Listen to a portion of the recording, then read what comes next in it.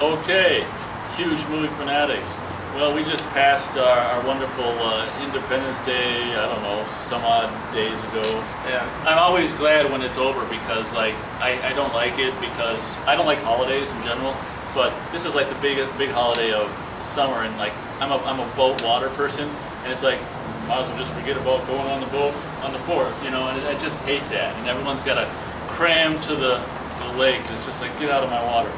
We're here to review Independence Day. A movie. ID4. Yeah, back in the day, man, '96, man, the summer after this came out, it was all ID4. Yeah, and that was kind of. I still refer to Independence Day, like even in general the holiday, as ID4. And people, like back in the day, people would recognize that. People now are like, that's dated, man. Like, well, where are you? When were you born? Yeah, you're old.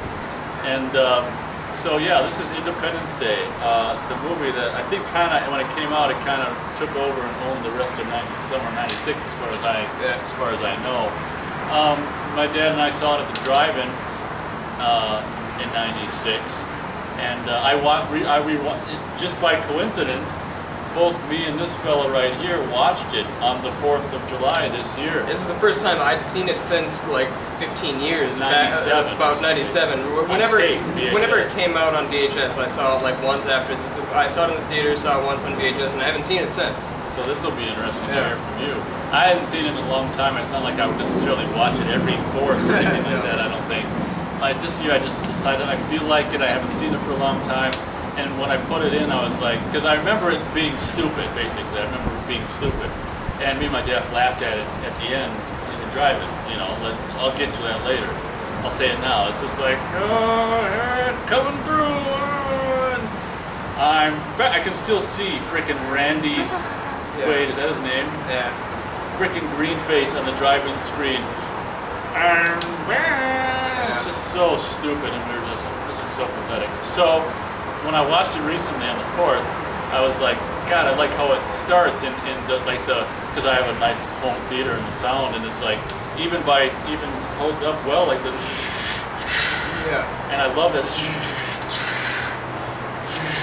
And I love the July 2nd, and we're gonna start this, and I think the beginning is just genius with the moon, and it's like, 10, I can't remember what the moon thing is, but the one small step, you hear that crap. But probably the most genius part of the whole movie is the footprint being vibrated away. Oh, that's it. Once you saw that, you saw the best point of the movie, turn it off. But I love the beginning and how we see that crap, all the junk that, that left on the moon. So, and the track up, and it's like, you see the Earth or something, and then the shadow, and then the ship. It was just like the best summer movie opening ever. And I'm losing steam, go for it. I'll come back to it. Well, I saw this movie the first time in like 15 years, as I say, and I remember like liking it when I was a kid and whatnot, but then thinking back on it and thinking like, boy, that was a really stupid movie, and not thinking of it sort of in the same vein as Armageddon, which also kind of blew, and which I also rewatched. And if you watched my update, and various I heard that too, and various other that one never like held up. Agreed with you. No, that one never agreed with me. And then I was like, well, it was a '90s summer movie, and I was thinking of like that and Godzilla, and I'm like, well, this was made by Godzilla, so therefore that must have sucked too, and my memory was just like addlepated or something like that. So that's why I never came back to it. And I was sitting there on Independence Day watching this because I had no social life, and I worked for 9.5 hours from 11 until like 8 or something like that. It sucked. On the 4th, which I got a good paycheck out of. But nonetheless, killed my day. Didn't really have time to do anything afterwards, and I was so burnt out from working that I decided to just go home and slap this on. And I was kind of like sitting there like, why have I not watched this? Like, this was back in the day when summer movies were fun. Remember when summer movies weren't all just dark and shit? And yeah, that's like, true. Now they're all like they had a sense of humor. They knew how to be fun and exciting, and it reminded me of like a far lesser extent Jurassic Park and stuff like that. Well, it's like why? Goldblum even goes, must go faster, must go faster. He's off camera when he does it. I'm pretty sure they lifted the line because it's not like identical. Oh, really? Yeah, and then once they cut back to him, he's like, "Oh, go, go!" But like beforehand, he says, So it "Must is- go faster, must go faster." I swear that was probably lifted. Oh, wow. But it was different studios, so maybe not. Anyway, I don't know if the sound guy was the same. We should check. let's check. But anyway, I was sitting there and I was like, man, this is just so fun. And Goldblum, man, he is just like a pimp. He was so good, and he really makes the movie. He sells it like none other. And even Bill Pullman was really fantastic. I think the supporting cast in this is really great, with the exception of Randy Quaid, who got really on my nerves. Man. But I mean, I liked his character, and I liked a lot of the lines. I didn't like the way he played it, because he played it like When he fell out, when we didn't fall out of the plane, he just like, oh, that's Yeah. so stupid. yeah, and like that's my one like criticism really is that. But I was impressed with how well the special effects held up after all this time. Like some of the scenes where the When shit's all blown up looks horrible, but like the approach stuff looks good.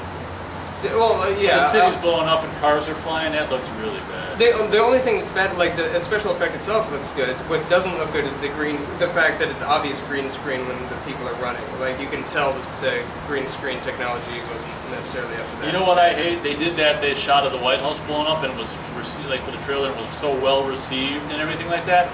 Then they're like, oh, let's even make it better. And then they completely ruined the shot by putting the helicopter in the movie blowing up in front of it. So you can't even, it completely ruins the shot of the White House blowing up. Because what happens is in the trailer, before it was coming out, it was just like, White House blew up. And in the finished movie, it's like, White House blows up and then the helicopter's taken off and blows up in front of it. And it completely diminishes the White House blowing up. I didn't. Maybe while I said that, maybe I put the trailer version and maybe then I put the movie version so Yeah. you can see it. And I'll have to do that. And we'll just talk over that. Yeah, we've already seen it. But, Okay, but so- they completely ruined the Yeah. White House shot blowing up in the movie. Right on. All right, so that didn't bother me in the slightest. Sucks. But You'll see remember what I the mean on this trailer video for when it. you watch it. So, but anyway, like I think the special effects held up, and like I was reading about how they did like some of the fire spreading thing. They had the camera tilted down, and then the fire like naturally would flow towards the camera once they put the model on its tilt. And I'm like, that's really quite clever. And like, I'm like, man, back in the day when they shot creativity. effects. Yeah. But the thing that really got me were all the homages. Like I like the Statue of Liberty in the sand, sort of similar to, but not exactly, Planet of the Apes. But then like the flying moments from the Millennium Falcon getting away from the asteroid thing. Yeah, Like you see, I never thought of that. all that stuff, and like so much so that like Will Smith's flying, and then he goes in between and slides through just like he did in the Millennium Falcon, and then there was like when the alien with its face split out is attacking, and you see the tentacles rising up. It looks quite like the Queen when she's descending from the ship in Aliens, and then the ending of this movie was a brilliant play on the ending of War of the Worlds, where War of the Worlds in the book, when The virus. the virus comes and kills off the aliens, and in this they give it a computer virus because these are beings of great technology, and I was like, oh my god, I didn't get that when I was a kid because obviously like I've never read War of the Worlds, and I'd seen the like one movie and whatnot and whatever, but like I didn't make that connection. This time I'm sitting there and I'm like, wow, like you could tell this is made by a bunch of people who are hardcore fans of space alien invasion movies and stuff like that, and this is just like their love soliloquy to those kind of films. And I really appreciated that because I'm a fan of those myself, and I'm like, wow, this is a great movie. I really appreciated this. And it's one that I probably will come back to from time to time. It was really good and really encouraging. I really liked every other music. Oh yeah, Mr. He was. That was the beginning of him, Dave Arnold, I want to say. Yeah, I can't remember the name. He did. I can't remember what. The first time they worked together might have been Stargate. This sounds a lot like Stargate, but he went on to do so many of the Bond movies after, starting with. Anyway, he good. David. Yes, he was good. And it is very summer. Anyway. Summer John Williams-ish. Yeah. There's that double prop motherfucker again. Anyway, so yeah, I really liked that. Like back in the day, and it made me want to go back and rewatch Godzilla. And Oh. not so much. I probably won't go back and watch again. 'Cause- Oh, I wouldn't recommend it. No, I mean, yeah, and that even has a cast of people that I really quite like. I like most of the people in that movie, but I'm not going to do it. Michael Bay, no. No. That was my Goldblum, I guess, because Oh. Must go fast. he was so funny in this. Man, Goldblum really just like he was great. He had that Yeah, period. he hit it 93, and then 96, and then 97 with Lost Yeah. World. I mean, Yeah. shit. Yeah. Stars. I still love Goldblum. I'm gonna give it 3.5. It was really quite good, much better than I remembered it being. Even though I'd remembered it being good, but I didn't trust my memories. So I went back and like, man, this was back in the day when movies were fun. Not that they're not fun now. It's just Mostly not. like the. You can still have a weighty story where a lot of people die and stuff like that, like happens in this, while still being entertaining and fun, and you can still live and feel those sad, brutal moments, and still make it entertaining and justify the action and whatnot. And I like that. The Avengers is the closest thing we've gotten to that in the past 10 years. Anything like that beforehand probably would go back to Iron Man, but beyond that, I can't even remember the last time they were like this. This is what summer movies should be, I feel, anyway. Remember that shot where like he drops the ring on the floor and they say, "This is a wedding ring," and he's on his knees, Yeah, and yeah. the guy shows up, and the guy that extra's acting Yeah, is like perfect. I know, that guy that guy was just great. It was just perfect. This is the one movie where I hate to admit it because I can't stand this man, but Harry Connick Jr. does a good job in this movie. Is that his friend? Yeah, that was his friend. Yeah, I'm not aware of who he is. One thing I got to mention before we wrap up, did I even talk about? Oh, I handed it off to you. One thing I got to mention before, I completely forgot about the guy, but I completely remember right when he showed up. What do you think about? Oh my God, David! Oh, yeah. Oh, David, I gotta cut my Dr. mother. Katz. I mean, Jesus age. I Is mean, he that- annoying or what? He was a comedian and stuff like that, and I Is he used to alive watch his now? shows. I don't think so, actually. Died of I think AIDS? I think he had cancer or something like that. But I could be entirely wrong and misplacing him with somebody else in my mind. But he doesn't bother me. Like he has one of those grating voices where it's just like every time you hear him talk, you want to clear out your voice. Yeah. Sort of like Fran Drescher. Oh my God. But Oh, David. he didn't bother me. It bothers me. But when I rewatched it, when it was first starting, I was like, oh boy, this, it's going to be a little bit of, because sometimes you can hate movies Yeah. and then revisit them years later and just like them for, what's that word? God darn it, I can't think of the word. Just, that word, just remembrance or whatever. Yeah. Well, maybe I'll put the word on the screen in red letters, but whatever. But I'll probably do that because I'll probably think of it when I'm editing. So for that word, But so as the movie was starting, I was like, oh boy, this is going to be cool for whatever that word is, reason, And then when it gets going and stuff, it falls apart. And I saw it exactly how we saw it in the drive-in, where it was just like, that's so stupid and just the stupidest. I mean, it's just stupid. Like another line my dad and I laughed at was, "They're dropping like flies," and it's just like, don't we have any missiles left? It's just the president. Just so many stupid points, but I mean, it's a summer blockbuster, but whatever. I don't know. I'd say 2 stars, teetering on 2.5. Go ahead. What? One thing I didn't like about the movie, Go and ahead. this is probably just a problem with 90s movies in general, every decade seems to have their one problem where you look back and you're like What kind were of they thinking? embarrassed about how I was- the present state of mind was at the time. All right, so the movie is very obviously very pro-America.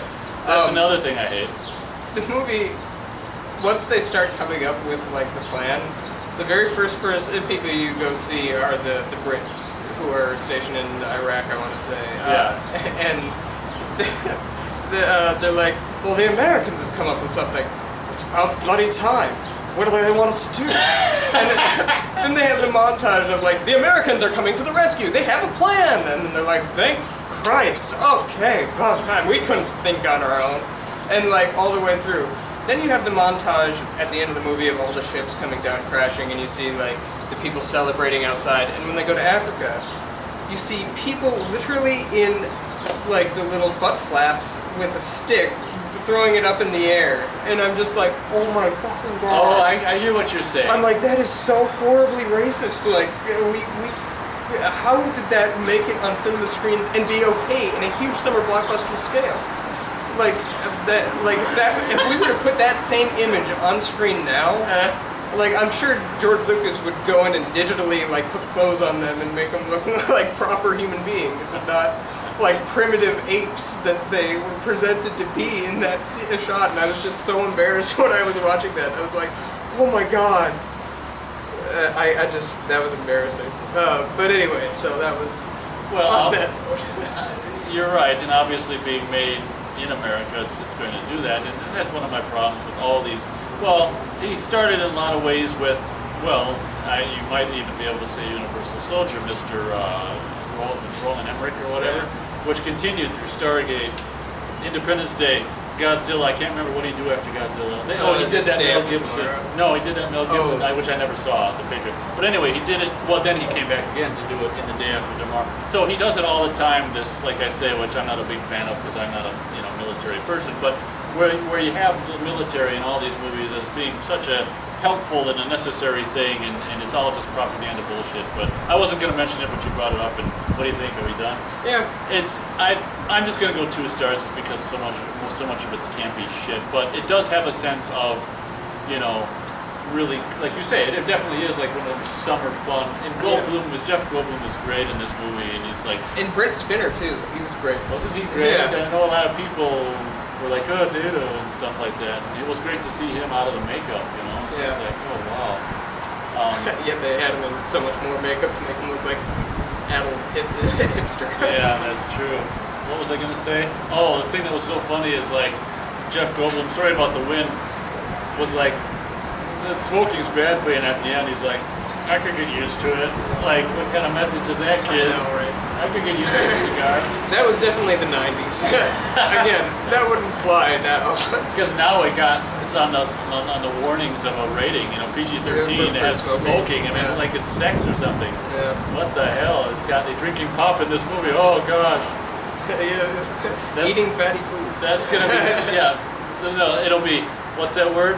Graphic scenes of graphic smoking. graphic fatty food consumption simulated. All right, are we done? Yeah, we're done. Thanks very much for watching, and whatever. Have a good day.